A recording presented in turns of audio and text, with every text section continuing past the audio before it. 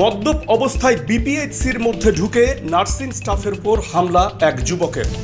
বীরভূমের মোহাম্মদবাজার থানার Kaijuli block primary health সেন্টারের ঘটনা। আহত ওই নার্সিং স্টাফের নাম রীনা মণ্ডল। তাকে সিউড়ি সুপার স্পেশালিটি হাসপাতালে ভর্তি করা হয়েছে। জানা গিয়েছে বিপিএইচসির কাজ শেষ করে বেরোনোর সময় আচমকাই মদ্যপ স্থানীয় এক যুবক স্বাস্থ্য কেন্দ্রের মধ্যে ঢুকে দরজা বন্ধ করে ওই নার্সিং স্টাফের উদ্দেশ্যে কটূক্তি শুরু করে। যুবককে অপ্রকৃতস্থ অবস্থায় দেখে ওই মহিলা স্বাস্থ্যকর্মী ভয় পেয়ে যান। দরজা খুলে বাইরে যাওয়ার চেষ্টা করলে তার পেছন থেকে অতর্কিতে পাথর ছুঁড়ে হামলা চালায় ওই মদ্যপ যুবক।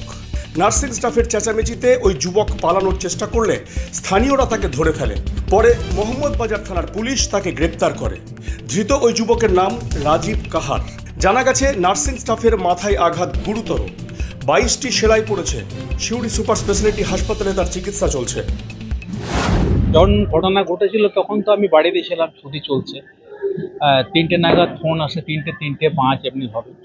আমি গেলাম, গিয়ে নিয়ে তখন মোট কথা হলো হাসপাতালে গেলাম। তখন দেখি স্টিচ চলছে, স্টিচ চলছে সারা মাথা জুড়ে। তার মধ্যে পেছনের দিকে অনেক গোটা স্টিচ। সেই দেখে নিয়ে তো আমার মিসেসের সঙ্গে কথা বলার মতো পরিস্থিতি ছিল না।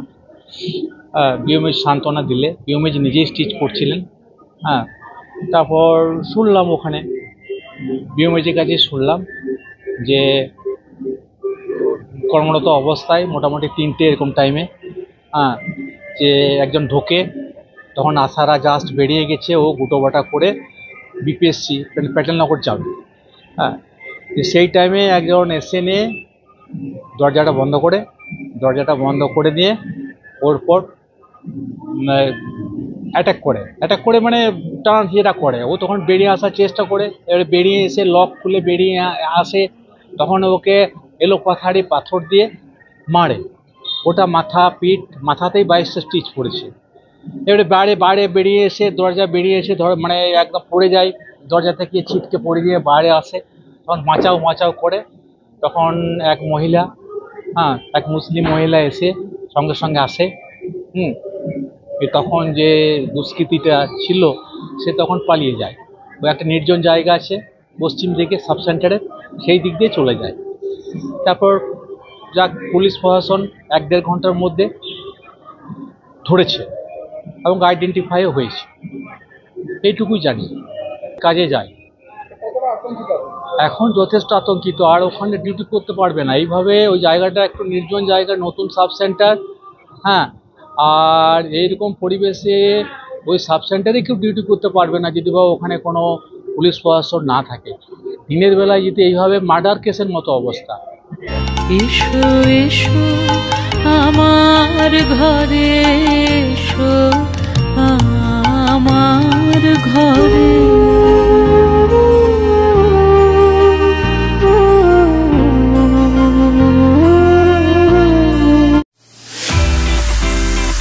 দীর্ঘ 5 যুগেরও বেশি সময় পথ চলা বীরভূমের এক এবং একমাত্র বনফুল ক্যাটারার অ্যান্ড ডেকোরেটার্স এবার নিয়ে এসেছে বনফুল ইভেন্ট ম্যানেজমেন্ট।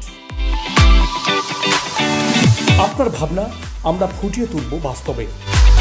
সম্পূর্ণ আধুনিক আঙ্গিকে Bonphul caterer and event management system আপনার অনুষ্ঠানকে করে তুলবে চিরস্মরণীয়।